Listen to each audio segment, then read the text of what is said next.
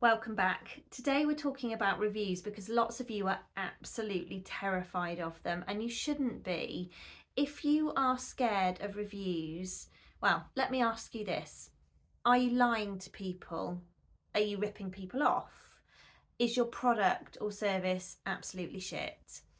Now, I think you're probably going to answer no to all of those questions. So there's no need to be scared of reviews at all. It's probably something that's putting you off allowing people to leave comments about you on Trustpilot or Google or somewhere else. So if this is you, you're thinking about this all wrong, and I'm going to tell you exactly why. So reviews are actually PR gold, so stop avoiding them. If you are good at what you do, then let people leave reviews. Now, the most important thing is to figure out which channel is right for your customer. So if you understand your customer, then you'll be able to decide whether you want to channel reviews into something like Trustpilot. It might be TripAdvisor if you're in the travel and tourism sector like me. It might be Google, or it might be one of your social media channels. But think about exactly where your customer is most likely to go and finds it easiest to go to leave a review. From here, there are two massively important tasks that you need to keep on top of on a daily, weekly, monthly, ongoing basis. And I'm going to tell you what those two things are. The first one is asking for reviews, because it's pretty unlikely, unless you've done something terrible, that someone is proactively going to seek out an opportunity to leave you a review. So make sure you're asking for them all of the time.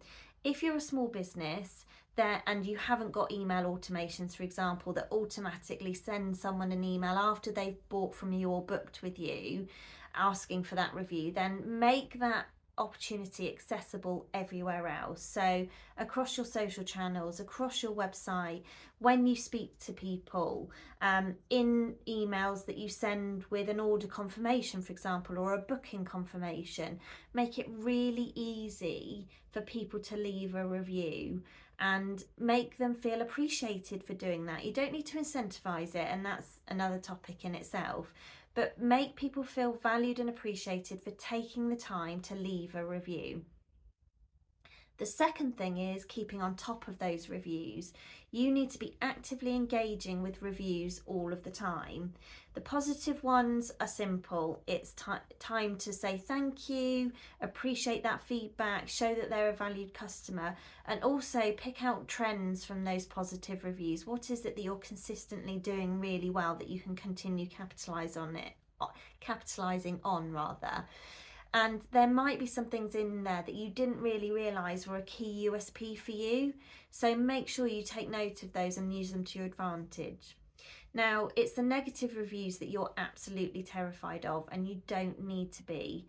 We've figured out that you're not a terrible person, you're not doing a terrible job, you're not lying to people or ripping them off. So a negative review is a circumstance that hopefully in 9 out of 10 cases you can fix. So do that publicly. Reply to those negative reviews. Don't argue, don't dismiss, don't dispel. Own the conversation, own what's gone wrong, and do something about it, and do it with authenticity.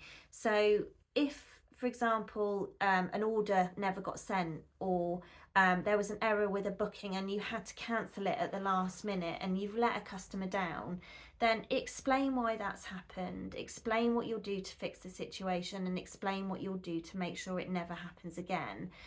You'll know from personal experience, if you've had a bad experience with a business and they've proactively done something about it and shown that they understand and realise the position they've put you in, that more often than not, if a brand does that, you'll come away with a positive perception of that business, because they've gone above and beyond to fix a problem.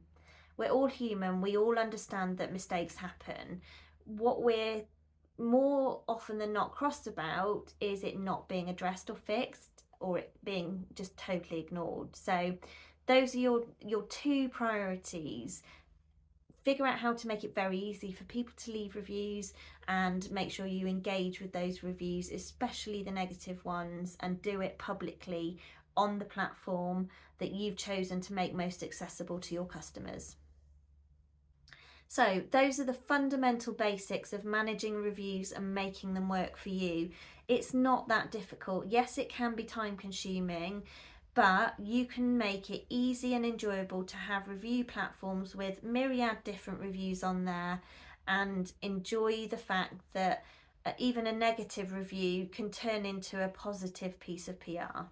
Thanks for watching. I'm the 5 Minute Mentor, and I'll see you again soon.